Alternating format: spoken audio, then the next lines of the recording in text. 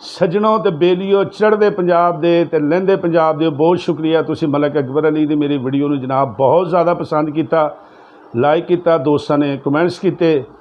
तो मैं अपनी वीडियो दे विच तुहाडे नाल जिक्र करके गया सी कि मलक अकबर दी पैदाइश तो लैके फौतगी तक तुहानूं सारी डिटेल दसी सी, लेकिन यह ऐसा वाक़या तुहानूं दस्सण लगा कि जिहड़ी मलका तरन्नुम ने मलक नूं इनाम दिता, लेकिन जिन्होंने दोस्तों ने अजे तक मेरे चैनल को सबसक्राइब नहीं किया उन्होंने अगे एको ही रिक्वेस्ट है, इंज दियां मालूमात और फोक गुलूकारां दी वीडियो वेखण लई मेरे चैनल को सबसक्राइब जरूर करो, नाल दिते गए बैल आइकॉन के बटन को दबा दिया करो।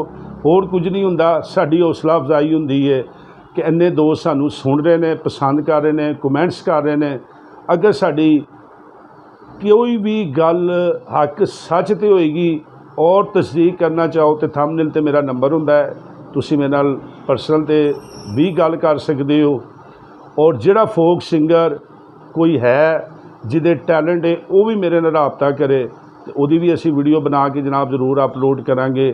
तो गल करते हैं हुण जनाब मलक अकबर दी, जिस तरीके नाल कि तुहानूं पिछली वीडियो दस्सिया तो यह वाक़या बिल्कुल सच्चा वाक़या जिहड़ा उन्हां दे बेटे मलक मुजम्मल कोलों तुसी तस्दीक कर सकते जे। ठीक है जी, होया इंज कि फोर्ट अब्बास दे विच मलक अकबर एक प्रोग्राम करके आ रहा तो बशीर लोहार दे नाल उन्हां दा एक प्यार सी, ठेठर सी। दाता साहब आके ते मलक साहब आके सलाम करन लगे तो उत्थे ही बशीर लोहार साहब भी मिल गए।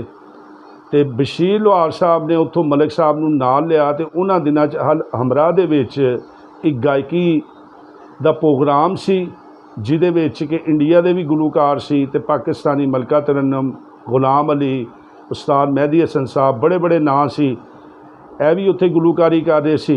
ते फोक म्यूजिक के हवाले च बशीर लोहार का नाम उन्होंने दिता होया सी कि फोक म्यूजिक गाना जिहड़ा ना वो बशीर लोहार गाएगा।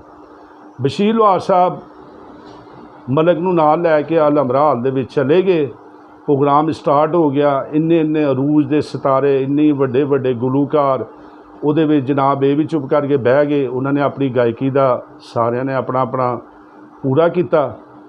तो हुण जिहड़ा स्टेज सैकटरी सी उन्हें बशीर साहब नूं कहा कि बशीर साहब तुहाडे कोल 5 मिनट ने तो तुसीं एंट्री करनी है। तो बशीर लोहार ने कहा कि जनाब इत्थे मैं नहीं एंट्री कर सकदा, इत्थे तुसीं है मेरा वीर है मलक अकबर अली, तो इनू टाइम दिओ 5 मिनट का। तो उन्हें कहा जी ना तुहाडा, उन्हें कहा जी तुसीं मजबूरी कोई भी ज़ाहिर करके तो तुसीं मलक अकबर नूं स्टेज ते भेजो, 5 मिनट मलक अकबर ला के आएगा। तो स्टेज सैकटरी ने मलक साहब का नाम अनाउंस किया। मलक साहब स्टेज ते गए, जो सामने वेख्या तो परेशान हो गए। बड़ियां बड़ियां हस्तियां, बड़े बड़े अपने दौर के फनकार इंडिया के, पाकिस्तानी। तो उस वक़्त मलक अकबर ने जनाब मलका तरन्नुम नूरजहां सामने बैठियां सी ते मलका तरन्नुम नूरजहां का गाना मलक अकबर अली ने अपनी लय दे विच गाया।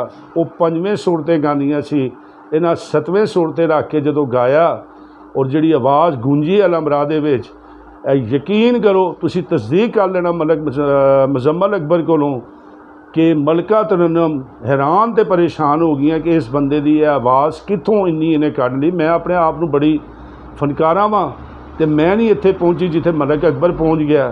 तो यकीन करना कि मलका तरन्नुम ने अपनी सोने की अंगूठी ला के ते मलक अकबर नूं बतौर इनाम दिती। यह किसी फोक सिंगर वास्ते मामूली जी गल नहीं।